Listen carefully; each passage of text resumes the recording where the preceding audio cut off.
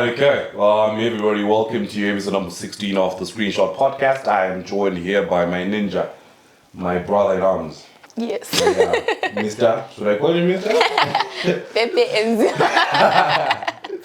My question is... No, don't wait. I have to, please. Once. All right. Why are you gay? Who says I'm gay? You are gay. Yeah. Anyway, guys, long made in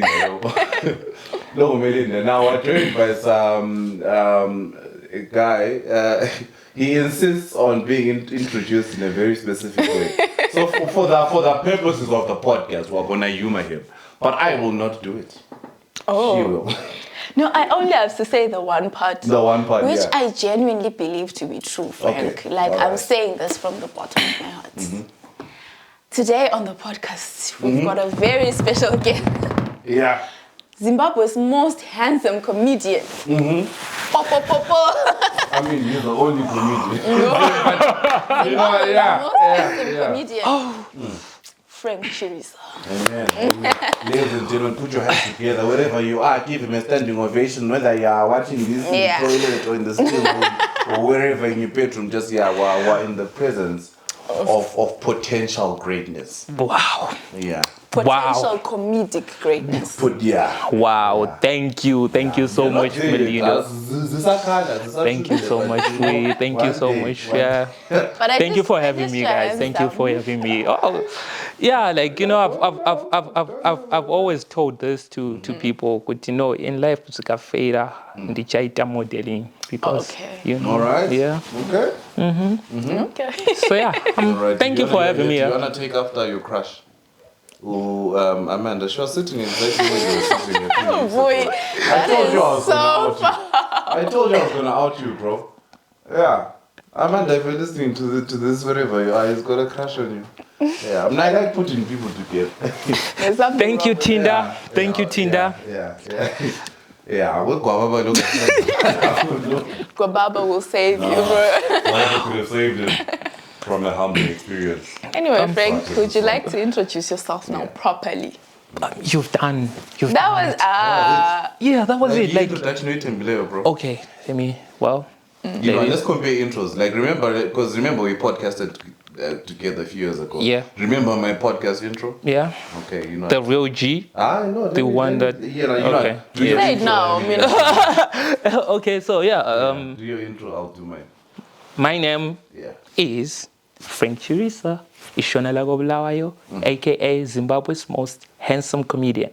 Well, normally when I say that, I ask the girls to scream, so I'm gonna redo that. And since you're the only fan in here, you are supposed to scream out loud. You're a hun. You know, ladies and gentlemen, my name is Frank Chirisa, Ishonela Gobulawayo, the tribal chief, aka Zimbabwe's most handsome comedian. That is not so bad. Yeah, you know. That is not so bad. And before we start, I just wanted to ask guys, like, what are your pronouns? You know, like, I don't want to call you by the wrong pronouns. Like, he, she. yes. Okay, we're good. And well, normally I watch other podcasts, like, you know, American podcasts, and the guest always brings, you know, champagne, whatever, socks, a tie. I brought this for you two guys. Like, yeah. Well, I could have brought wine, but you know, I owe a lot of people, so this is all I can afford. You know, I know why he got. I also know because we were talking about it in the car. We're talking about it in the car earlier on. But we appreciate it. Yeah. So let's No, get it. please don't. They will come for you. Yeah. the way you were sucking on that lollipop, that one. Oh. Kancane yavela. Women of that dog with the LGBT emoji. With the rainbow. Yeah, I always crack whenever I see that. Yeah. So. All right, yeah. Okay, so that was the intro. Yeah, so that's my intro. That's my intro. Yeah, it's not so bad. I mean, okay. It's just a lollipop. No, let me tell you. I actually love these. Like, these are actually my favorites. 5 marks. I love these. I've just earned myself 5 marks. Wow. This is how you train. Okay, let's see how it goes.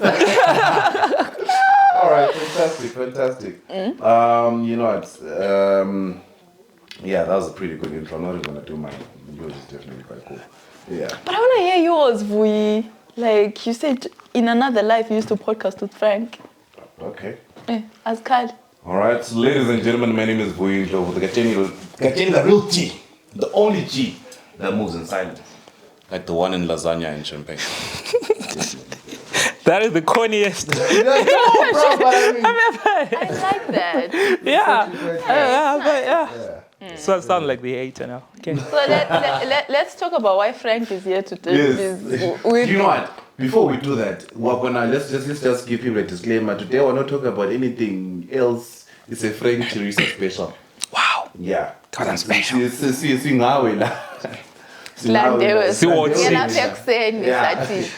icabanga One of mina. the podcast is yours. You're the host. You're the guest. So I'm asking the questions. What was the first thing on your mind today, Frank? No, but to be honest, didn't I text you when I woke up? Yeah, and I was like, yo, bro, are you watching me? Because I just woke up right now, you know? Yeah. Yeah. So anyway, today's more Frank. And there's been a few developments in your life and your career. Yeah. Yeah. Got fired. Yeah. Well, that's just one of many. That's just one of many. Yeah. You know, we're here to address that, clear the air. Not really tell your side of things, but how it actually went down from you. Because I think we've heard so many things. Hey, Frank did this. Yeah. Hey, this happened to Frank. Or like, no, what? Yeah, nothing.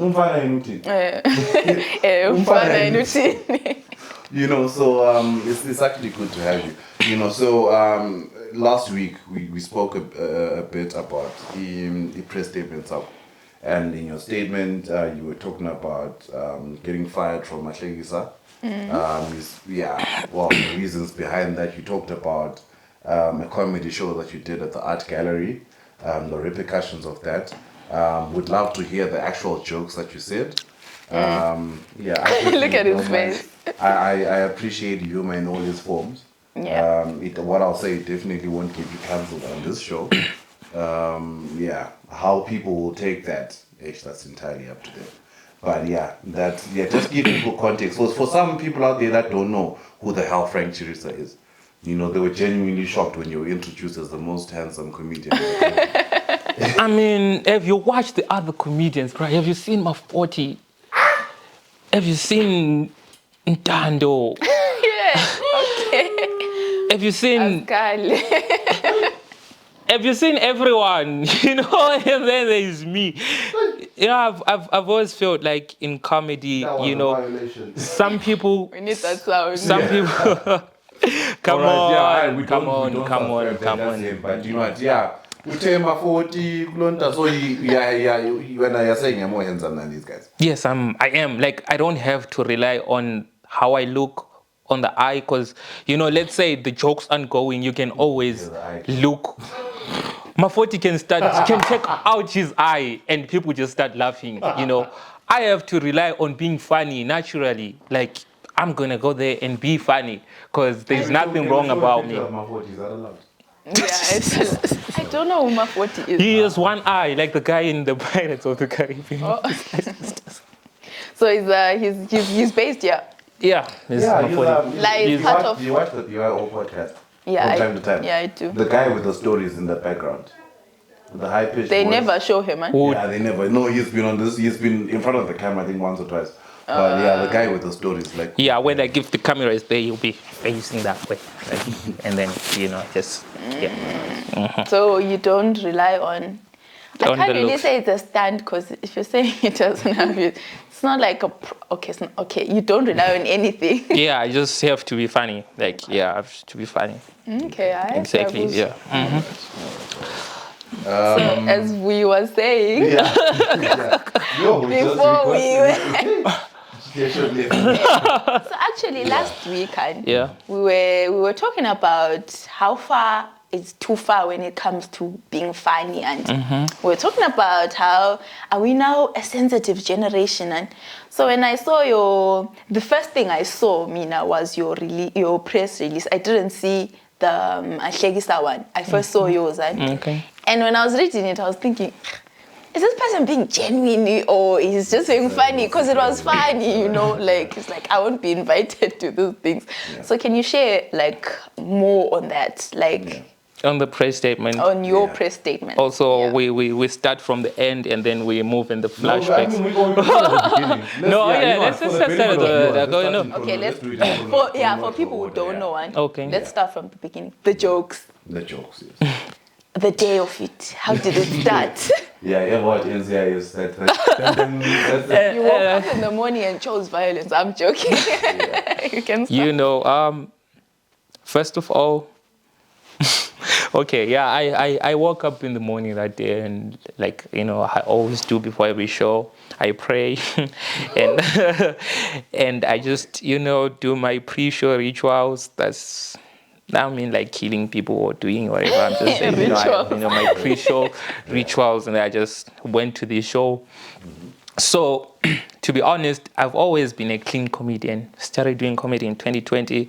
I've been a clean comedian. My mom comes to watch my shows from time to time. My grandparents have been to my show. My dad has been to my show. My pastors have been to my show. You know, so I've always been a clean comedian, right? But there was a time when I was in SA and I just, you know, like saw like, oh, this is how guys are doing it. You know, they just throw in a little bit of, you know, curse words here and there. And I was like, okay, maybe since we're preparing ourselves to go to the internationally, to the Americans and stuff, I'm just gonna try this out. And where is the best place to try out profane other than in Umahlekisa show? You know, because most people there, like Mahlekisa believes in comedy is comedy, right? You can, as long as it's comedy, it's comedy. Like it's still part of my shaking. No, I'm not that type of ex who will start going around saying, oh, he had a small, oh, he did it. You know, like, I'm not like that. All right, anyway, Yeah, so I went there. Comedian, yes. I think I was. So there I went there and I just lost it. I think I said more profane than I've ever said in my entire career under those 10 minutes, you know. So I came out too hard on the SDA community. What did you say? Like, I think we want to know. Okay. I'm SDA myself. I know you are SDA. Yeah. So I think the jokes weren't that bad, but how the delivery, because I repeatedly quote you guys, poke-hating mother F words, you know, like poke-hating mother, poke-hating mother, poke-hating mother, and I said, you guys hated pork more than Hitler hated Jews. Okay, that was hard.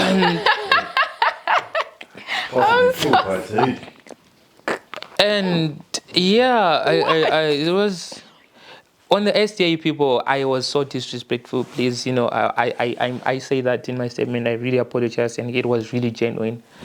Now, what about the other ones? Well, some of the jokes were misinterpreted. Some of the jokes, like the joke on underage girls, I feel like. What was the joke? Okay, so you know, a joke is made up of a straight line or. Okay, when I say straight line, I don't mean like, yo, you know. Okay, let's just say punchline instead of straight line, because that can come up homophobic as well. Like, oh, you're saying straight. Yeah. So a joke is made up of a setup and a punchline. Yeah. So the setup of the joke was, every man knows that it's a crime to sleep with underage girls. Yeah. We all know about it. Like, everyone knows. It's taught in school, it's taught in church, it's taught in bars. We all know, right? But when you look at the stats of men sleeping with underage girls, it keeps on rising, right? And the part that hates me the most is we actually know what happens if we get caught. We know that 7 years per count, but still the stats keep rising. Yeah. So could this possibly mean that underage girls are delicious? I wasn't suggesting that underage girls are delicious. It was a question. It was a question, right? Because you know what, right? Mina, I love cookies, like proton cookies, those ones, right? If I can, if I can't buy them, if someone can't buy them for me, I have to steal them. But if I get caught, that's like 7 months in prison. And they are too delicious, but I'm not going to risk 7 months in prison because of delicious cookies. Okay. But great men, or R. Kelly, people are saying, I'm going to leave my millions and I'm going to go to prison for those underage girls. It could possibly mean that they are too delicious. Okay. Yeah, so the punchline was I repeatedly called underage girls delicious. Okay. No. And some people kind of felt like it was coming from my point of view that whenever I look at underage girls, I'm like, but, well, so not that's really. Been cleared. Yeah, and, right, and then what was the other one? Seagull. Okay, yeah, Novio Seagull. Yeah, Novio Seagull, really, I think I told this joke on the roast of Seagull last year. And Seagull, yeah, and Seagull didn't come. Not of me. The roast of Benchest, the roast of Frank Chirisa, the roast of Gilmore. Yeah, I don't know. Yeah, like have those ones that work. Yeah. So I told this joke last year, Ega Seagull, right? She was there in front of her, but when I told it again, Novio didn't approach me and tell me that she was angry, she didn't like it. She wasn't even at the show, right? She wasn't even around. But people were just coming to me, like, yo, man, Seagull didn't like you, man, Seagull. Second-hand. Exactly. Okay. So it might have came out wrong, but Novio is like my sister, I really, like, right. Yeah. Have you spoken to her about it? No, I haven't spoken to her, but I just say that I would love to see girl, but then I can't because she's below the height of consent. And knowing the law, I know that the law clearly says you can't sleep with anyone below 18 centimeters tall. So, Melinda, you get me into trouble for laughing at these things. We are trying to clear the air here. I'm sorry. Okay. Yeah, and no, please put a straight face. Took me by surprise. Put a straight face. And don't subscribe. Okay, and the joke on the Pichani, yeah, it's like I messed up everything. Really, imagine this one we can't laugh because that is Milelama invite. Yeah. But you're just catching people up. You're telling them what you say. Well, I've always wanted to go to the Pichani, guys, and I'm afraid like I've messed things up so far, and I will never go there. Accepted. Yeah, so I will be. But you did say I will be a Pichani guy forever. Yeah, I will be a Pichani guy. Like oh. Didn't we had the Pichani last year? Yeah, I made an appearance at the Pichani last year. Well, I got there late because I was coming from a wedding. Yeah. Okay, that's coming from a wedding. Yeah. Why are you asking me? Why can't you ask him? I don't think that was real. Was it not your venue? It was my venue. We're both cousins. Why are we embarrassed about the teacher? No, I'm not embarrassed about the teacher. I want to go back to the teacher now. For me to go to the teacher. Okay. I've always wanted to go to the teacher. You can be a plus one, right? We've had this one on the show now. So listen, Melinda, right? I wanted to go to the... I will have a plus one. Yeah, bro. I'm not even on anyone's radar like that. I'm sorry. You only knew of my existence last year, right? I only knew of it today. Exactly. Wow. Like I'm on no one's radar, so. But I would love to have you on my radar now. Because you have dimples, and dimples like. You can do better than that. No, I mean we can be taking cute dimples pictures together, like yeah. Anyway. Anyway, back to the Pichani. Is this a youth that he doesn't even be there as a country? Just because whenever you don't recognize something doesn't mean others are blind to it. I have a dimples radar. Like whenever I'm with like 5 meters within range of dimples, I'm like. Yeah, I've always wanted to go to the Pichani, and I've always asked like people like, yo, what is it that I gotta do to go to the Pichani? And people always tell me that you have to be excellent, right? So I first heard about the Pichani last year. Yeah, so that's when I asked about people and told me I have to be excellent, So I went and became the most excellent comedian in the city. I sold out a show. I got an award, went and toured in other places. I became most excellent comedian, like Mlala with 3 Impalama jokes so that I become excellent and go to the Pichani. But then when the invitations, came, I wasn't on the list. So I went back and asked my friend, like, hey man, I'm not on the list. Where is my Pichani invitation? And I was like, oh, Frank, I'm sorry. You don't have... Oh, sorry, that's exactly how you did it. Okay, he was like, oh, Frank, I'm sorry. I didn't mean you needed to be excellent at telling jokes. You needed to be excellent at sucking, you know. And I was furious at this guy because he had me sleep at 3 a.m. Writing jokes. And all I needed to do was just buy a pack of lollipops and bananas. But I was like... Wait, were you telling this joke in front of him? No, I'm telling you a real life story. I thought it was a joke. No, it was a real life story. I snapped at my friend, you know, and I'm sad because if that's what it took for me to go to the Pichani, you know, like sucking, maybe I would have done it. Because I really wanted to go to the Pichani, man. I really would have done it, man. I would have, you know, sucked this guy out. But I really should have sat out this interview. You know, okay, I have my reasons why I wanted to go to the Pichani, right? I just, you know, to fulfill some wild fantasies of myself. Not the sexual fantasies, of course, but I just want to be in a room full of, you know, and just ask them some questions. Like, am I so long? A room full of gay people. Okay. And like ask them some questions, you know, like, so long can I have everybody you know, like something like that. And it was like a fantasy. And just see the reaction on their faces. For that show. Yeah, and also I wanted to go there just clarify, so I can... right? Yeah. To clarify. No, because obviously some people are thinking that these jokes are being told again, like afresh. Okay, yeah. So, no, he's reliving the moment.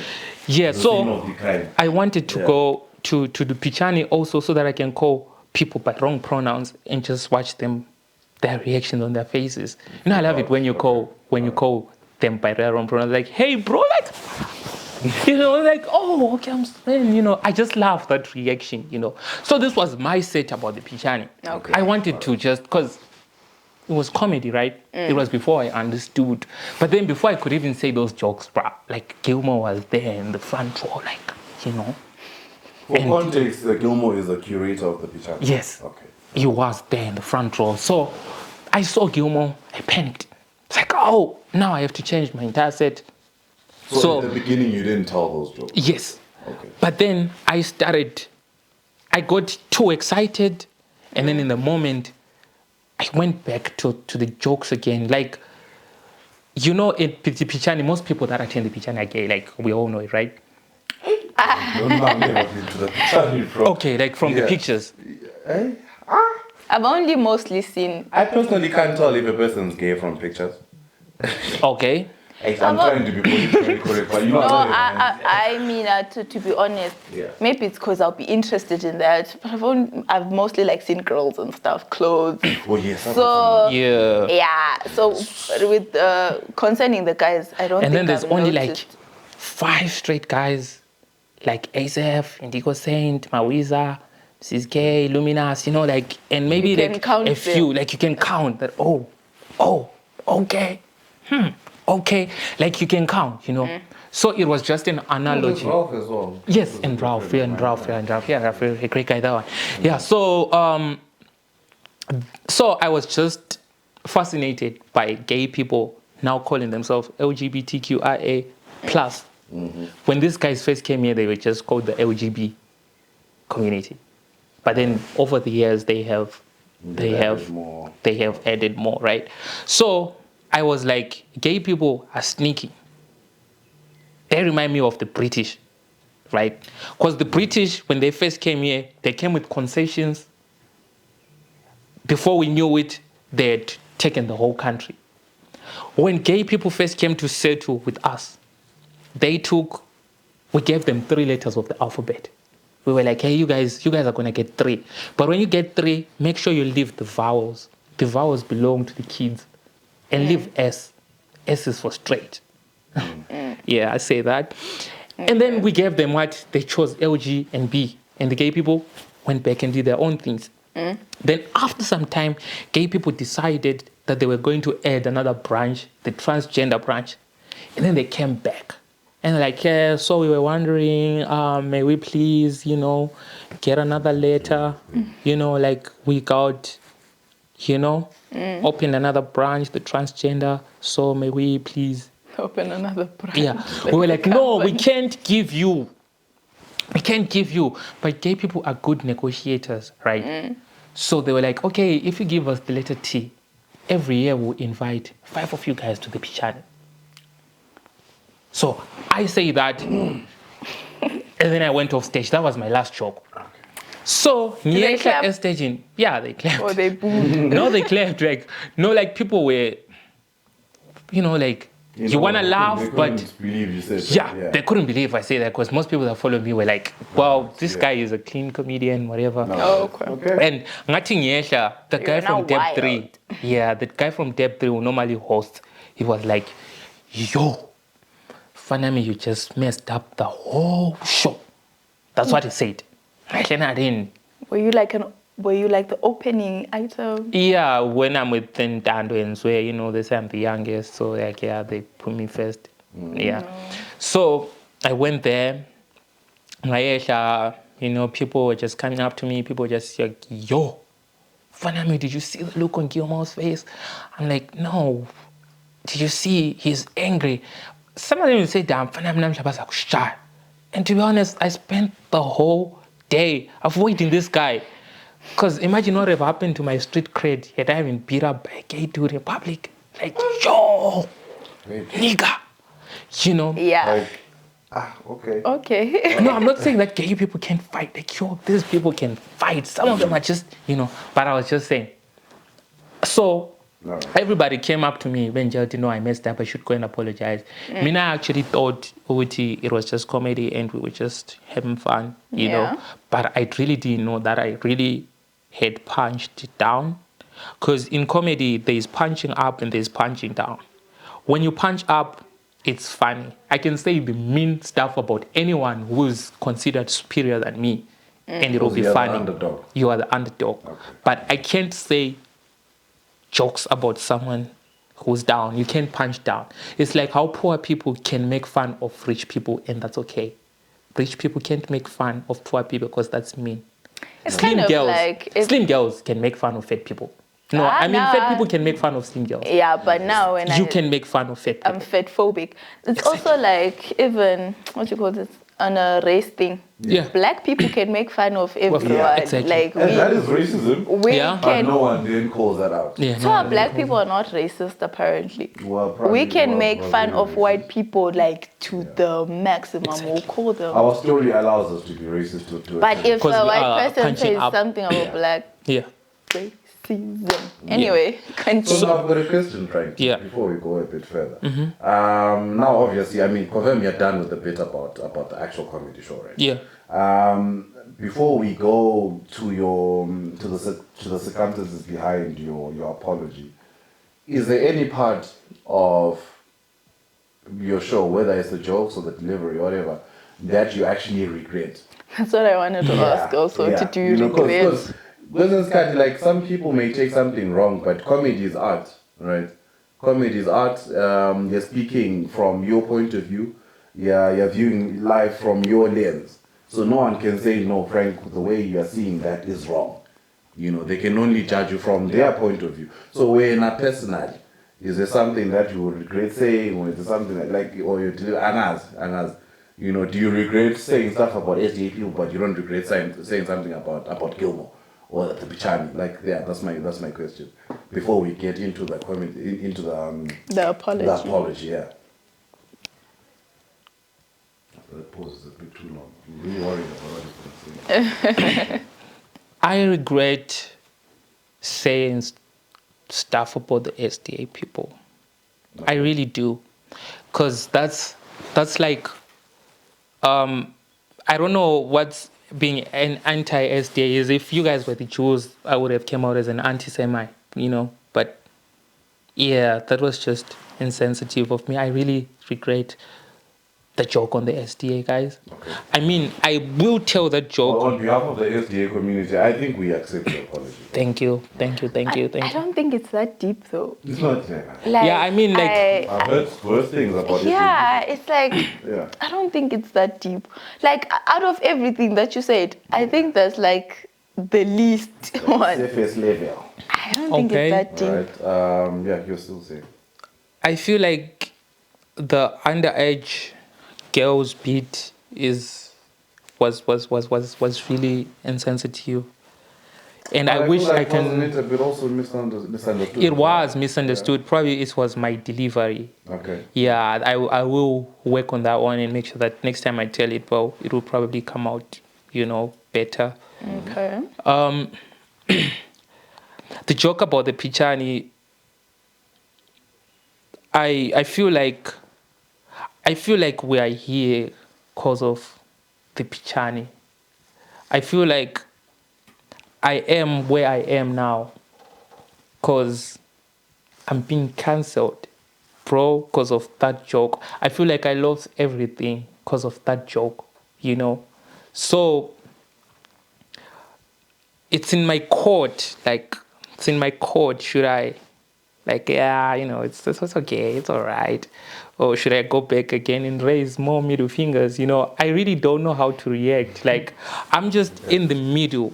Like, I feel like I'm being bullied, bro.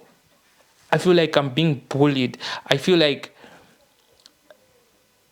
you know what, right? There are so many things that are going on behind the scenes in the art industry that we really don't know about, bro. Like, there are some people that you can think out loud, but you can't say out loud because you're going to be crazy.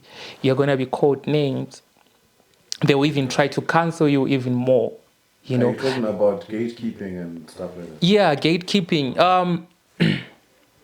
Gay people, literally, they run the industry. The comedy industry, which one? Gay people run the industry. Entertainment. The entertainment industry. Okay, all right. Gay people run the entertainment industry. There, I said it. All right. It's everywhere. These guys, they run the industry. How many people come up to you and they'll say, you know what, if you want this, I have to. You really have to bend over. And then we don't. Hey. And we don't. Because imagine me getting a car or me getting famous because I bent over to someone. I wouldn't even enjoy it. I would relive this moment every time I get into that car. Like,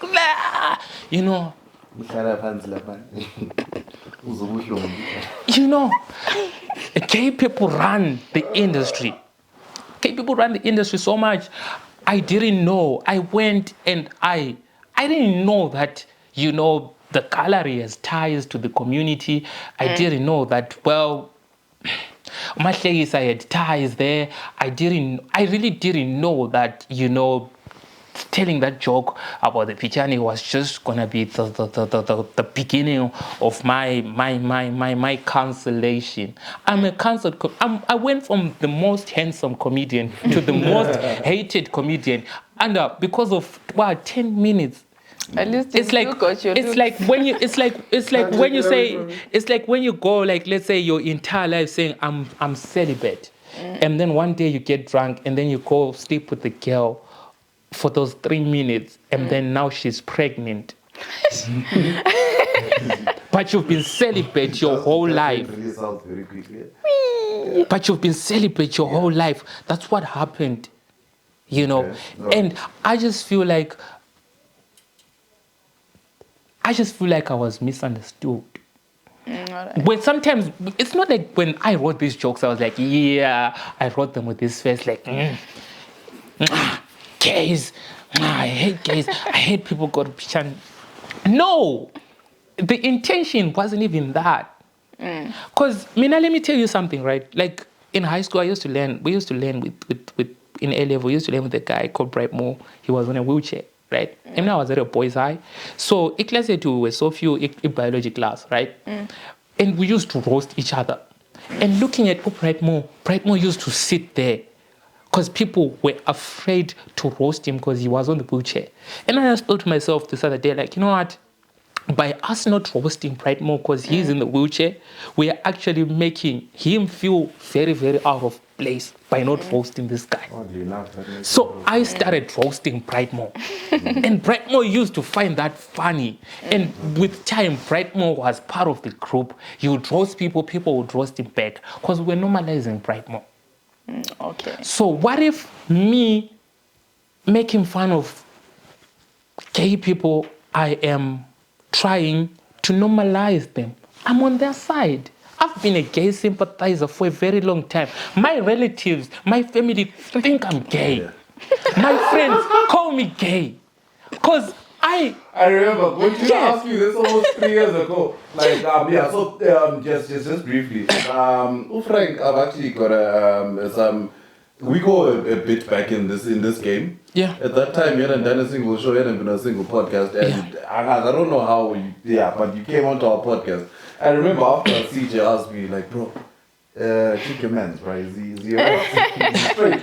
And I look as far as I know, he's okay. But I'm just saying, I relate a bit to what you're saying when people say, I know people think that. Yeah. I never cut out these friends because I hang around with so many gay people because, you know, I understood.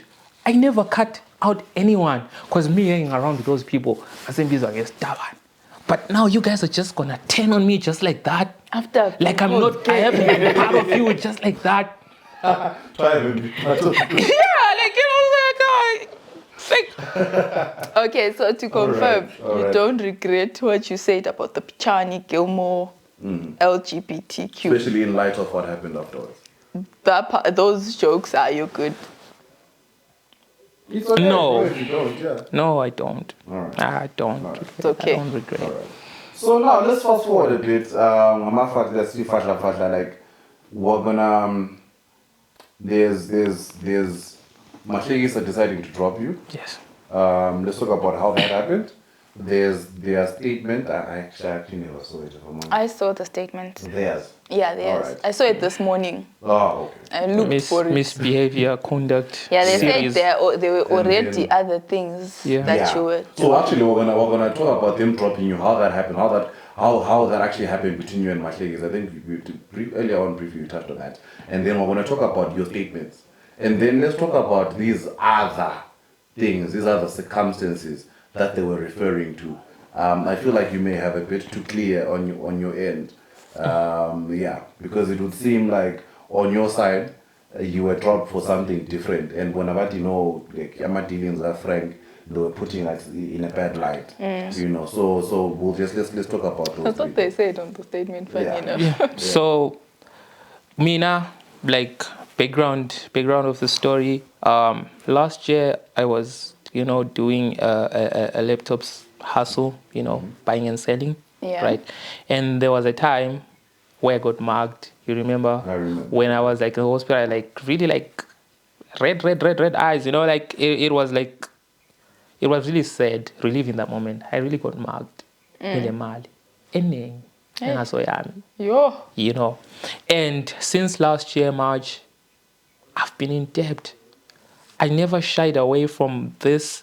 Everyone who comes to my shows knows my content is based about that.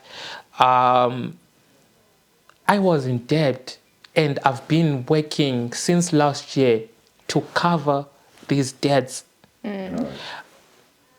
It was that bad to a point. You know, what people don't understand about a comedy mostly is because 98% of the time we're doing free shows. Okay. Yeah, because by Elizabeth, yeah, for the stage time, yeah, we're gonna be ready, whatever. Like You're doing most free shows, items in and Bulawayo. yeah, and you're just going there for the stage time. So Was a people taller. and comedian in Zoom is not really paying much, is it? Like Yeah, you said. I'm still a pro comedian, you know, like yeah. So you check. Yeah. So people you would had to assume, people who would assume, well, you are now popping, so we have ule mali, you know, you're popping ule mali, and then some people would actually come to the shows. They would cause drama. Some people would even... Or like on some Frank owes me money kind of... Yes, to the shows. And some would even, go to social media. Some would even come endlini. Some would even harass my parents. Some would even... I've been in and out of the court and so it was like part of me. It was like part of my story, part of my pain. And Mina, I wasn't even like running away from this fact.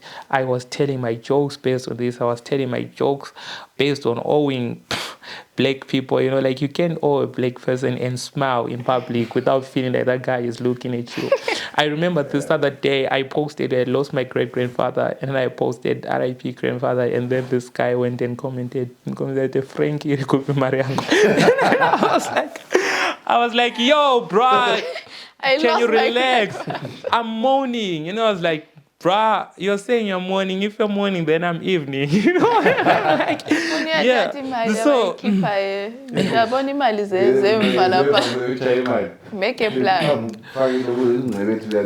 So, it was an issue that was discussed internally. Okay. So they knew the whole time? Yeah, they knew the whole time, right? This is just give people a rough timeline. How many months was that? But it's been going on since March. Okay, like I first got in, like, I got dropped on the 11th or 7th of March last year, right? So ndimbona ngihlekela. Well, ngizenzama ukuzibulala, but well, maybe probably I'm not laughing but I'm no, you understand. No, you understand. Yeah. I think the first time I ever heard of you, it was that time on Twitter. Where I tried to kill myself. And stuff. Oh, shit. The first joke I ever told to friends. I think it was a week. Very busy. She's the one who inspired me. Because so like, no. Okay. I said like, no. Now I'm gonna allow this girl. I'm gonna do it. And you both failed. Yeah, we both failed. To kill yourself. That thing is hard. And what I hate about that is when this whole thing happened, people were checking on me like, hey man, don't try anything stupid. Hey Frank, don't try anything stupid. Hey Frank, don't try anything stupid. Imagine like, as far as money, guys.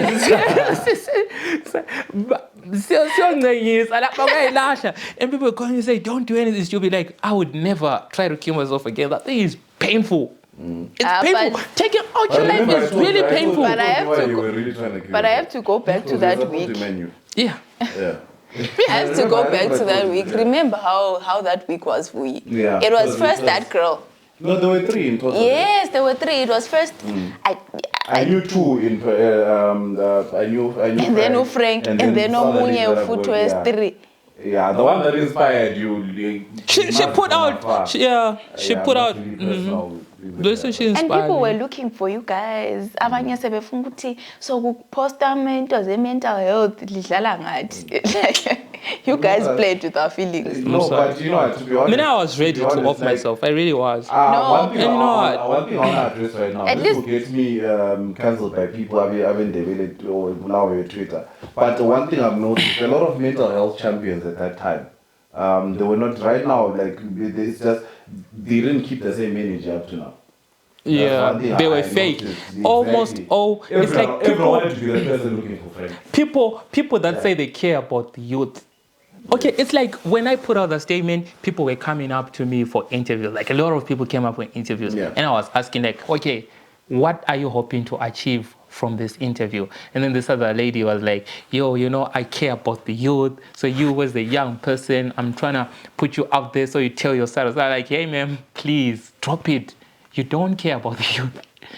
People that say they care about the youth, they don't care about the youth. People that say mental health awareness, they really don't care. They are just hoping to be rubbing shoulders with the NGA people that are supporting that movement and then get the NGO money, But they really don't care about that. So it's like people that come and support the art.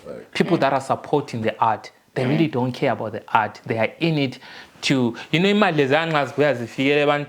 like a few people, and then you think that Bulawayo art isn't really being funded, or maybe there is somewhere lapho ifikela khona, and then they just come and say, hey man, Bulawayo art really isn't being funded, or we got this is $100 and we're supposed to share it amongst all of you guys. Involve people that you've talked about early on in this episode. I think that's a story for another. I am like in the dark. Stay there. Like you don't want to be in the light. I also want a cut. So I for you guys. Yeah, so anyway, going back to the story, right? We were now basically you're trying to recover people's money. Yes. Yeah, also part of your Matlekisa knows what's going on. In your life, in your dealings, and they really used to, you know, you know what, it's not looking good, bro. Like if you hear how the UK people say it's not looking good, bro. Yeah, like they say that. Not looking good, bro. They really used to tell me that, you know, and they really, you know, maybe they gave me some time to work on it, but I guess but really Zimbabwe wasn't Zimbabwe, you know. Zimbabwe is not Zimbabwe. I'm trying, but Zimbabwe wasn't really Zimbabwe, you know. But on my case, they really knew.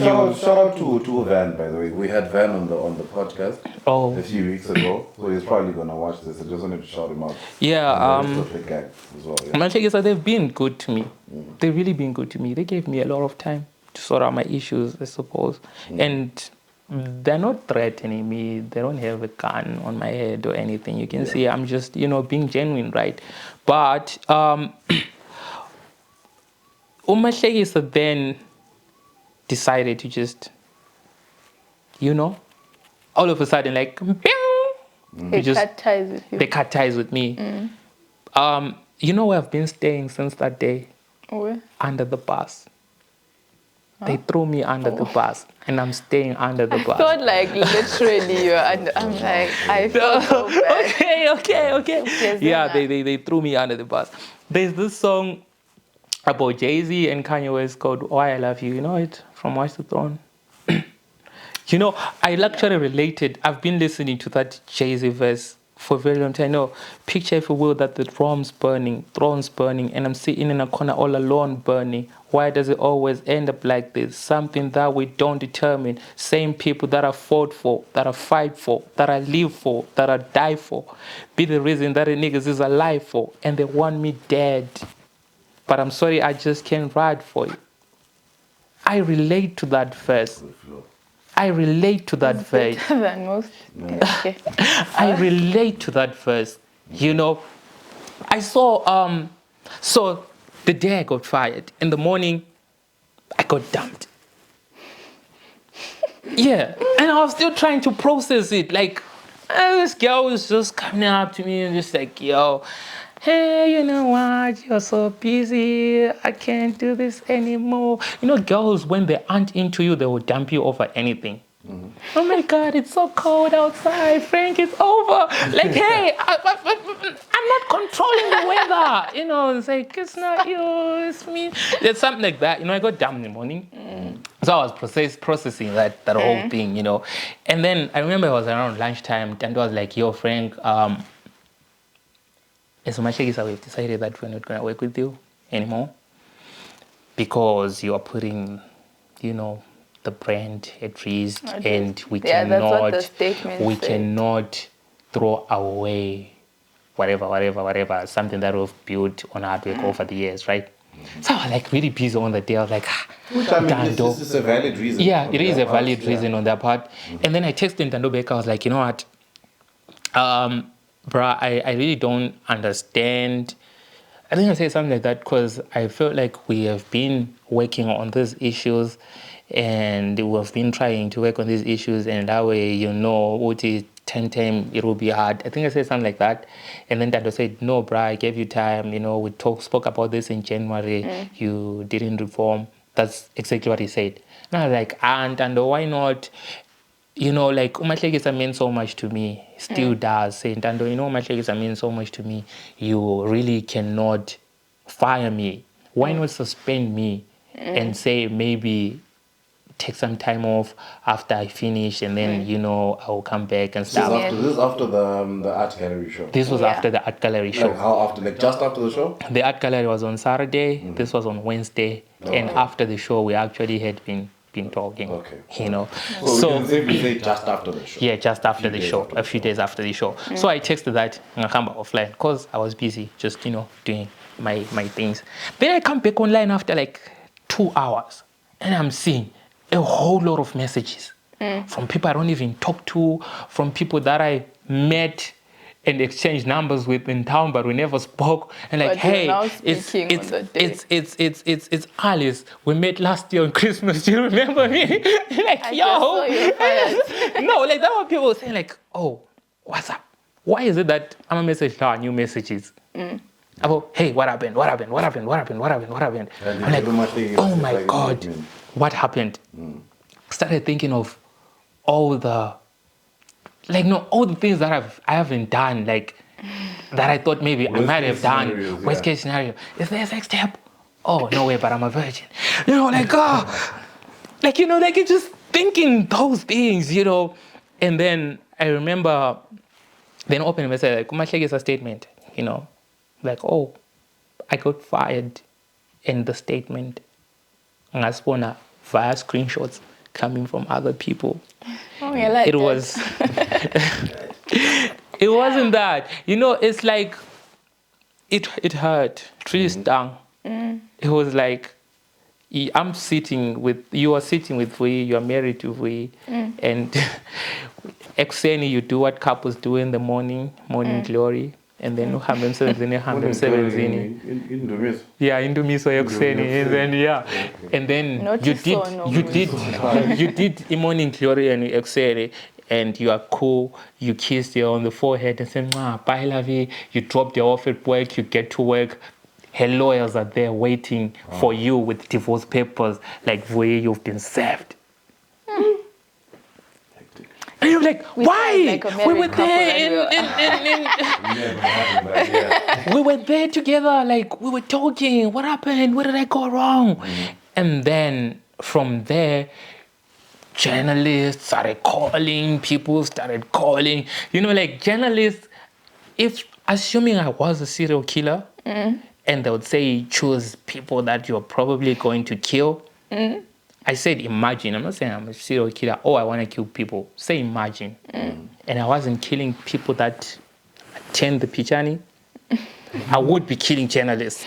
Like journalists, you guys, you could say that these guys, they want me to shoot myself. Like, they handed me a gun, like, shoot yourself in the foot. Like, it's not loaded. Just try to shoot it. The questions they're asking. Leading questions. It's like, so then one of the journalists who actually I called, I spoke with the guy because I kind of like know him as a person. And he was like, yo, man, what happened? I'm like, bro, I also don't know as you. Before I say anything, let me talk to these guys internally first and understand what's up that I can talk to you. And then I was like, nah, bruh, tell me something right now. We want something right now, Right now. You say, why? You said, what if these guys are already shadowing you? I'm like, nah, that's not possible. That's not possible. They can't do that. These guys, these guys are my family. Family do fight at times. Exit my family group, and then it's and then it's Chelane, Have to wrap it up. So let's try to keep it, because we also want to talk about council culture, like, and your projects in the future. So let's So that's what happened, right? So I tried to talk to Ntando. Like, Ntando, this is now what's going on. What am I supposed to do? How am I supposed to talk to the media? Media already asking questions. Ntando was like, the way Ntando and Pendulanga that day was a side of him I've never saw. Like, yeah, well, now, like, I'm done. It's over. It's over. Like, I don't want to see you near the kids. I don't want to see you near my house. Girl, I'm putting a protection order against you. That nasty breakup. That's exactly what I felt was happening. So I had to deal with the pressure. It was a hard divorce. And imagine, this was the week I tried killing myself last year that same week. It was an anniversary. So I kind of feel like these were like forces that were just, let's celebrate the anniversary and let's do it again. But I was so happy because that's when I realized that people really loved me. The comedians, oh my God. The amount of support that I got shown from the people in the industry. It was like Comrade Phil, Skanyiso, Chikao Joy from SA, all my comedians, my boys that I work with, like a lot of people in the industry really came through for me. But some that are so like snake, anaconda, cobra, viper, whatever. Some would ask me what's up, and then I tell them, and then they would screenshot and then go post. Like, they would screenshot, they go, then they'll screenshot and take it to the press. So like, yeah, like snake, python. And I just started deleting those. I was like, yeah, I'm deleting them, never want to see you again. And I saw a lot of snakes in the industry. This industry is filled with a lot of snakes. Nyoga, but that's okay. And then there were people that were now trying to use me for clout. Yeah. People that were now offering to manage me, like then they're like, hey man, I saw you just got trapped. Do you need a new manager? Like, yo, hey, can I manage you? Don't worry, we'll work on this. And can we announce now? I'm like, yo, bro, calm down. You're now man. working with Frakersville. Yeah, no, that was a genuine, it was after I had declined all those other offers. Okay. And I was like, no, I'm going to work with the people that I want to work with, the people that are going to give me that sense of, family again. Because I couldn't go back to Sanctified. It was the other option was Sanctified. And then there were these other people that do non-comedy things that just wanted to do comedy things, and I couldn't really go to them. So Sanctified is Mafoti. Is that Mafoti? Yeah, Mafoti. Still part of that? I'm not so sure. I haven't seen him in a minute. In the day when I was still shout out to T1. Yeah, shout out to T1. Yeah. So because of time, I want to know though, like your thought process when you're now releasing your press statement, your own. What was going through your mind when you were writing it? Because it's actually very fun. You wrote it in a way a comedian would. Yeah. Because you were saying. I realized like Frank wrote this thing. Yeah, he wasn't folding, but it was like partially folded. Yeah. Yeah. So it's one of the laughter triggers. There are like 9 laughter triggers. The other one that you can actually use is self-depreciating humor. Self-depreciating humor. You are acknowledging you did wrong. You are being genuine, and you're making fun of yourself where there are the punchlines, being truthful, of course. And when we walked in, B Factor said, I'm the Beyonce of Flower. Because, Beyonce went and became a global superstar after breaking up with Destiny Child. But they broke up in an amicable manner.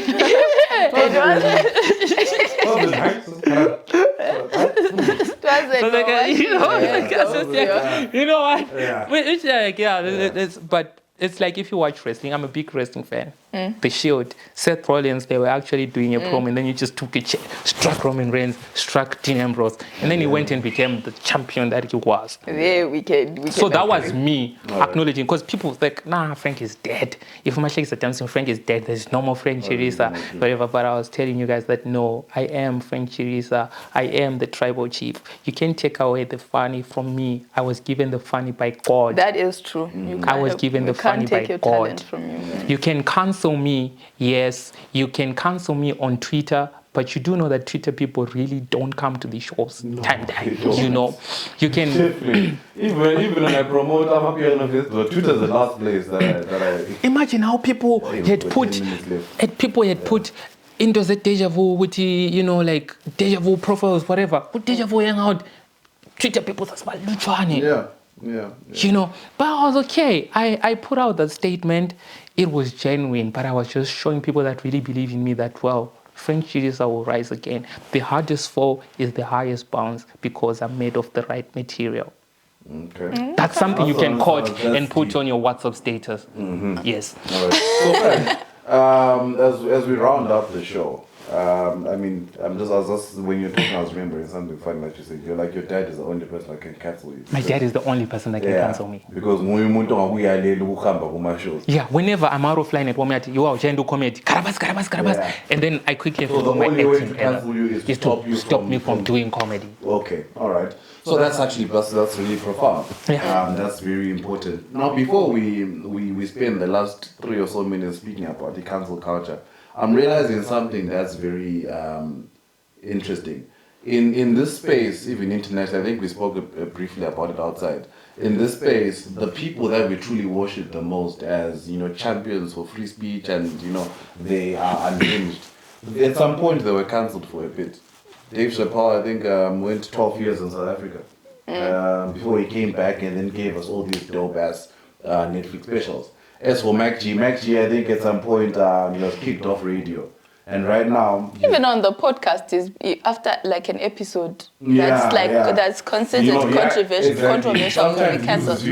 Sometimes he gains them back tenfold. Yeah. And right now he's sitting on 1 million subscribers. I'm really, really happy about that. If by some stroke of luck he's watching this podcast, shout out to you, man. You're really doing some groundbreaking stuff. So look, we're joking outside, but I'll say it again.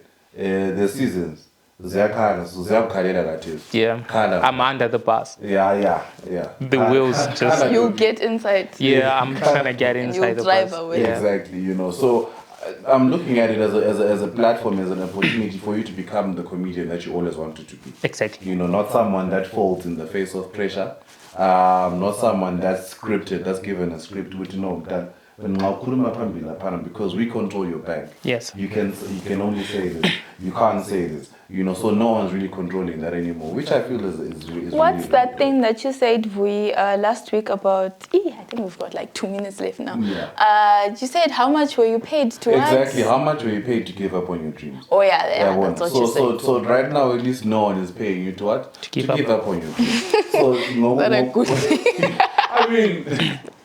One day someone is gonna pay you to actually speak your truth. Yeah. So, but look, in the last few seconds, you mentioned that you've got some shows that you wanna do, something to do with mental health awareness. You wanna speak about counsel culture instead of canceling people. I'm assuming you want to counsel them as well. Yeah. Like there's actually Alan actually talked about this a while back. Let him speak. Yeah. Like teachable moments. Hey. Don't cancel me, counsel me, teach me. Yeah. Anyway, go on. Cancel me, don't cancel me. Cancel me. That's why I have merch. Yeah. Great time to advertise. Buy the cancel culture merch for me.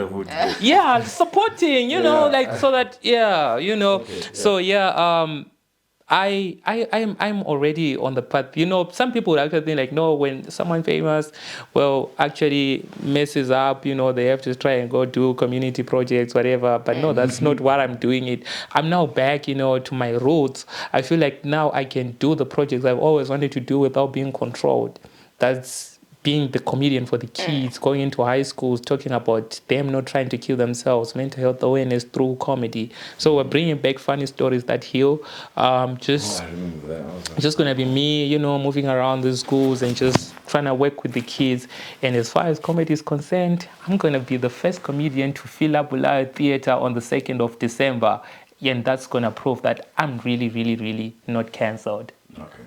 Okay. Well, looking forward to that. I'm sure there's some people in our viewers that are actually looking forward to that and will actually gladly support it. Thank you, man. Frank, as always, you've got my support, man. Thanks for thank coming you, through, speaking your truth, clearing your side of things. Yeah. Leave your likes, comments, subscribe, what, share it with your friends, relatives, dogs, cats. After this, I'm going offline for some time. Yeah. So, Frank is actually been cool. Melinda, I don't know if you want to say something. Thank you for the lollipop. And thank you for joining us today. Thank you so much. I think we needed to get this out of our system also because we were going to be talking about non-stop and not having sex. No. Anyway, thank you guys also for joining us. What else? That's it. I could have See you bought next you guys. week. I could have bought you guys, champagne, but he's great. So yeah, lollipops. On that also I ended it. Thanks guys. Thanks for tuning in. See you next week. Thank you.